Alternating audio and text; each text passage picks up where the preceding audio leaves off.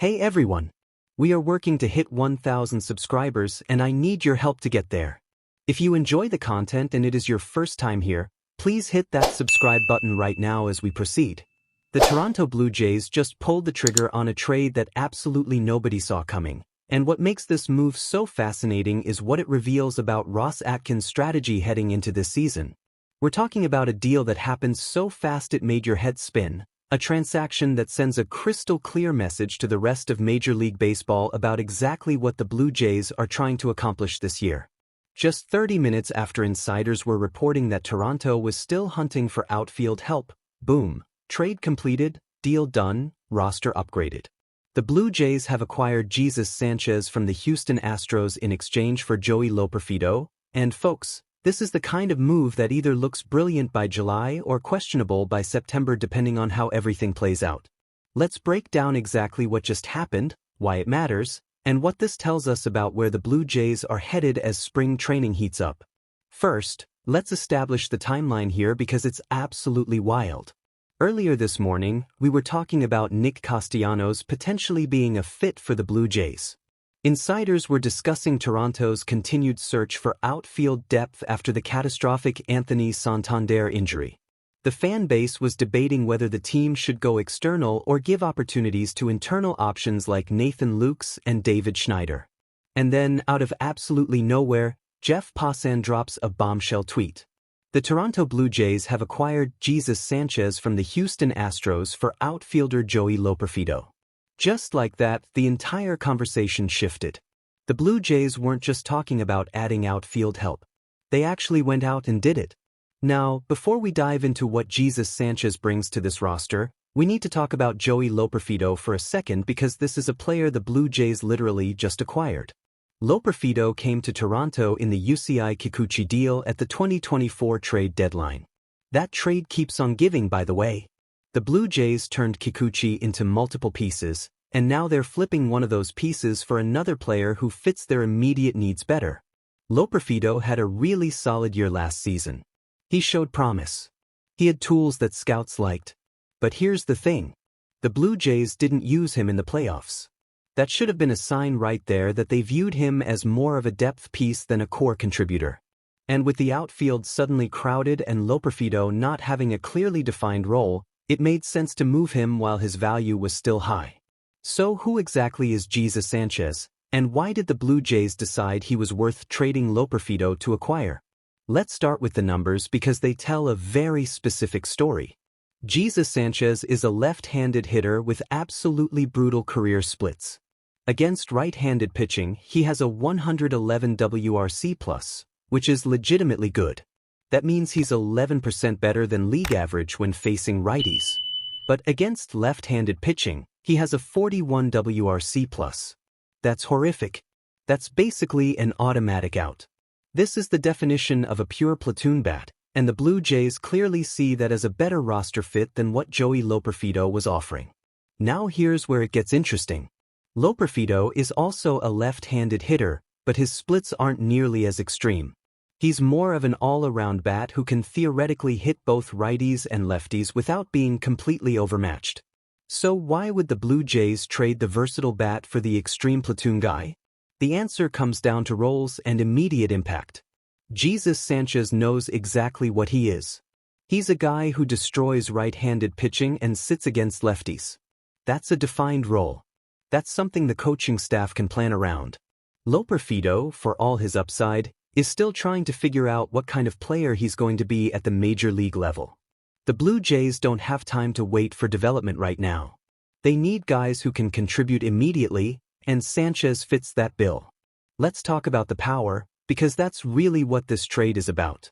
Jesus Sanchez has legitimate pop in his bat. His highest home run total in a season was 18, which he hit a couple of years ago. That might not sound like superstar numbers, but remember, he's a platoon player. He's not getting 600 at-bats. When you adjust for playing time and only facing right-handed pitching, his power numbers are actually quite impressive. And power is exactly what the Blue Jays need right now with Anthony Santander out for 5 to 6 months. They lost their middle-of-the-order thump, and Sanchez can help replace some of that production, at least against righties. The other intriguing element here is the tools that Sanchez brings. Josh Goldberg, a respected Blue Jays analyst, pointed out that Sanchez has a really interesting power-speed combination. Yes, the swing and miss is a bit higher than you'd ideally like, but the raw tools are undeniable. He's only 28 years old, which means he's right in the prime of his career. This isn't some washed-up veteran on his last legs. This is a player who should theoretically be at peak performance levels, and if Dave Hopkins and the Blue Jays hitting development staff can unlock something with his bat speed, you might be looking at a legitimate breakout candidate. And let's talk about Dave Hopkins for a second because this is crucial context.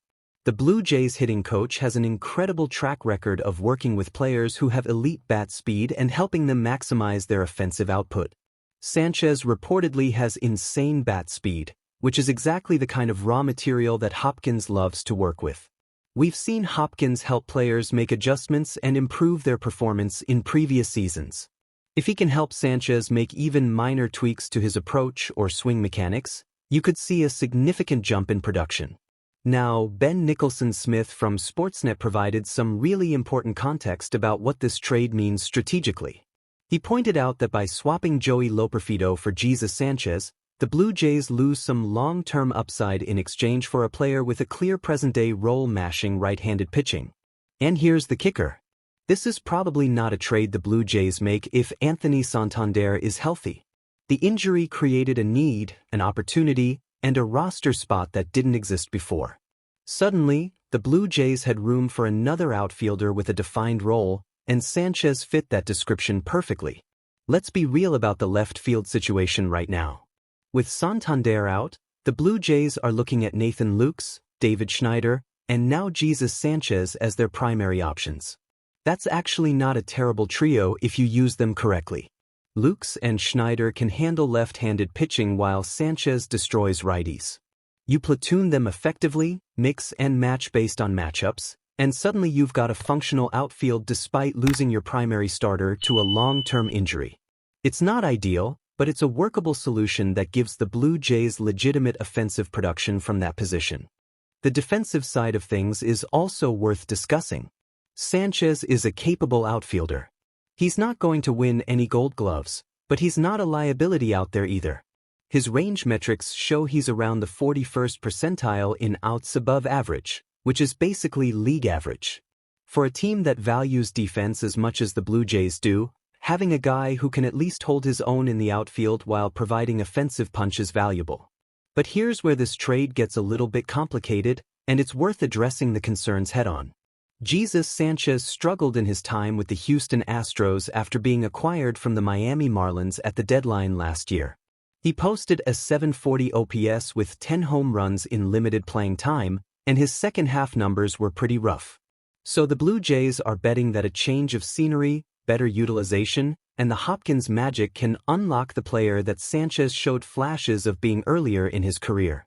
And there's legitimate reason for optimism based on Sanchez's track record. In 2023, he posted a 115 OPS plus in 64 games. In previous seasons, he's shown he can be a productive major league hitter when used correctly. The key phrase there is when used correctly. The Blue Jays are bringing him in with a very specific role in mind. He's going to face right-handed pitching almost exclusively, and when lefties come into the game, he's going to sit down and let Schneider or Lukes take over. That maximizes his strengths and minimizes his weaknesses. Now, let's address the elephant in the room. Did the Blue Jays give up too much by trading Joey Loperfido? It's a fair question, and honestly, we won't know the answer for at least a year or two. Loperfido has higher overall upside than Sanchez. He's younger, he's more versatile, and if he figures everything out, he could become a .790 OPS guy with solid defense and good base running. That's a valuable player. But the Blue Jays are in win-now mode. They can't afford to wait for development. They need production right now, this season, starting on opening day. Sanchez gives them that. Loperfido represents future potential that may or may not materialize. Mitch Bannon raised an interesting point about this trade that's worth considering. He noted that Sanchez is clearly a starting caliber outfielder versus right-handed pitching, but it's a bit interesting that he's kind of in the same production range as Lukes and Loperfido without having minor league options and making more money. That means if this doesn't work out, the Blue Jays are stuck with him. They can't just send him to AAA and try something else. He's on the roster, he's making money, and they have to find at-bats for him. That's a risk, but it's a calculated one. What this trade really tells us is that Ross Atkins is not sitting around hoping things work out. He's being proactive. He's making moves. He's addressing needs as they arise. The Anthony Santander injury created a massive hole in the outfield, and instead of just shrugging and saying we'll make do with what we have, Atkins went out and found a solution. Is it a perfect solution? Is it better than doing nothing? Absolutely. The other thing this trade reveals is that the Blue Jays view themselves as all in for this season. They're not stockpiling prospects and thinking about 5 years from now. They're trading young players with upside for established major leaguers who can help them win games right now. That's the mentality of a team that believes it can compete for a playoff spot and potentially make a deep run if everything breaks right. And let's remember, this is the UCI Kikuchi trade tree we're talking about. The Blue Jays turned a rental pitcher into multiple assets, and now they're converting one of those assets into a player who better fits their immediate needs. That's good roster management. That's being strategic and opportunistic. Whether it works out long-term remains to be seen, but the process makes sense. So where do the Blue Jays stand now after this trade? They've got a left field platoon of Jesus Sanchez, Nathan Lukes, and David Schneider. They've got power coming from Sanchez against righties. They've got versatility and contact skills from Lukes and Schneider.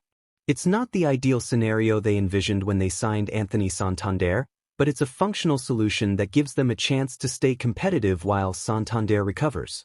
Spring training just got a whole lot more interesting. We're going to see how Jesus Sanchez looks in a Blue Jays uniform. We're going to see if Dave Hopkins can work his magic with that elite bat speed. We're going to see if the platoon strategy actually works or if it creates more complications than it solves. And we're going to find out if Ross Atkins made the right call trading Joey Loperfido's potential for Jesus Sanchez's immediate production. The one thing we know for sure is that the Blue Jays are not standing pat. They're making moves. They're addressing weaknesses. They're trying to build a roster capable of competing in the brutal American League East despite dealing with devastating injuries. Whether this specific trade ends up being brilliant or regrettable won't be clear for months, but the intent is obvious. The Blue Jays are going for it this year, and they're willing to make bold moves to maximize their chances. So here's what I need from you right now. Smash that like button if you think Jesus Sanchez is going to be a steal for the Blue Jays this season. Drop a comment below telling me whether you would have made this trade or if you think they should have held onto Joey Loperfido. And absolutely crush that subscribe button because trades are happening, spring training is heating up, and you're not going to want to miss a single development as this roster takes shape. The Blue Jays season is going to be absolutely wild, and we're covering every move, every decision,